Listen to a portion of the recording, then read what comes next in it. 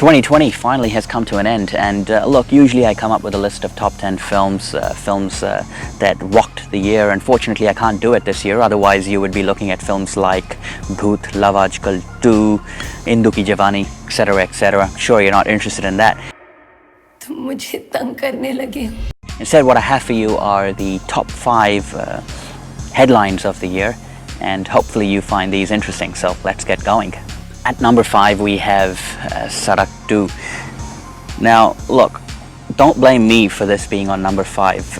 It's all to do with you guys, the online people, and everyone who watches YouTube, because you made Sadak 2 reach the record books. The most disliked video coming out of India, the second most on the YouTube platform, but one of the highest ever that has a dislike ratio of close to 95%.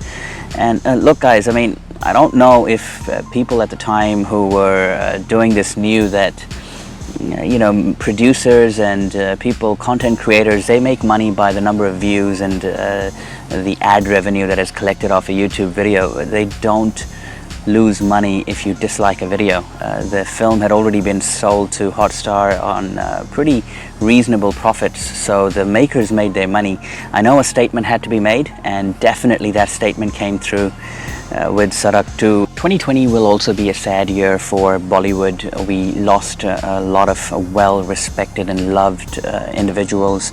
Rishi Kapoor passed away, Irfan Khan, Wajid Khan, Saroj Khan, and SP Balasubramaniam. It was quite sad. Rishi Kapoor and Irfan Khan, we kind of knew about it. They had health issues, but for them to have passed away, you know, within a span of a week or so was definitely disheartening. Irfan Khan, I remember early 2000 or 2001, I saw him in a television show and really loved him. And I thought to myself at that point that this guy's going to make it big, and sure he did. The next 19 or so years, you know, so much international fame as well, will be severely missed. And the rest of the guys as well, you know, SP Balasubramaniam, wow, what an amazing singer. Just yesterday I was listening to his song. Tumse jo dekhte hi pyar hua, zindagi mein pehli baar hua. You know, a big loss with all these Bollywood celebrities passing away. Definitely grabbed a lot of headlines throughout the year. At number 3, Tanhaji. Now look, Tanhaji is the biggest grosser of 2020 and biggest grosser of Ajay Devgan's career. Before that he had the Singham series and the Golmaal series that used to do good business for him. But here he came out of nowhere. You know, no one expected Tanhaji to go and cross more than 250 crore. It was similar to Uri last year. You know, Uri the Surgical Strike did about 240 something crore. And here came Tanhaji. For Ajay Devgan to get this level of success so late in his career, commendable. And finally he has a film in as the top film of the year. It's going to stay on the record books whether people like it or not. And look, 270 odd crore is a fantastic total, and hopefully sets up Ajay Devgan's next few films as well in terms of what to expect from such a versatile actor. Now, number 2, this is kind of the wider theme that I want to talk about, is the rise of OTT platforms. Do check out a video that I did around about in August, where I thought that you know, the time has come for OTT to rise, and since then it's just caught fire. I mean, so many series I myself have watched, right from Special Ops to Arya to Abhay 1, Abhay 2, you have Scam 1992, the Patal Lok. The content is coming at rapid pace, and it's pretty good content. You know, these web series are raking up some of the highest ratings on IMDb for Bollywood shows, and just goes to show that for those people who were thinking that quality in Bollywood is missing, OTT is the answer for some of these platforms that, you know, word of mouth shows will grow in the future, and there is no lack of quality as well as work for artists. So OTT has come as a helpline for many of these actors that were struggling, you know, in mainstream cinema and not getting the level of success that rightfully they deserve. It'll be interesting to see what happens to the platform once theaters are back in full swing. You know, there's always going to be space. India is a country with more than 1 billion people, so there is so much room for good content and to thrive. And the only thing I do worry about is the number of players. There are so many of them: Z5, Hotstar, Sony Live, Amazon, Netflix.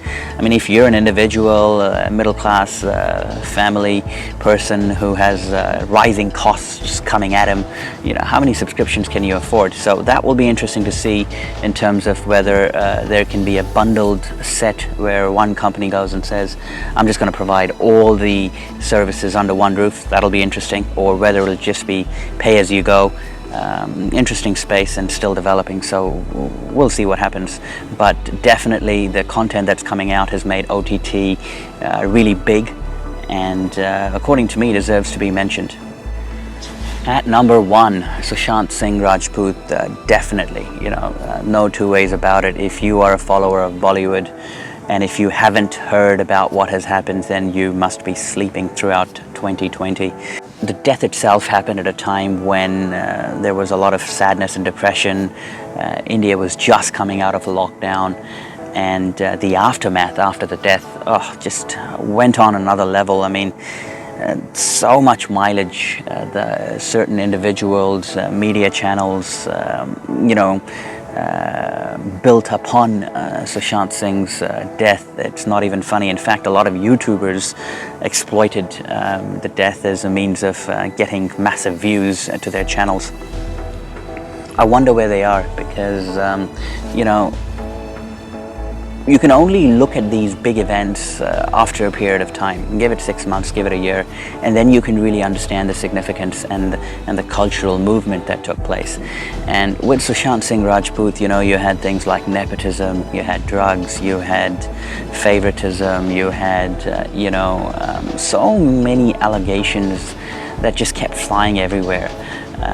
But ultimately, the one that didn't get as much attention as it deserved was mental well-being and mental health, because that is a serious issue in India, and not just India, across the world.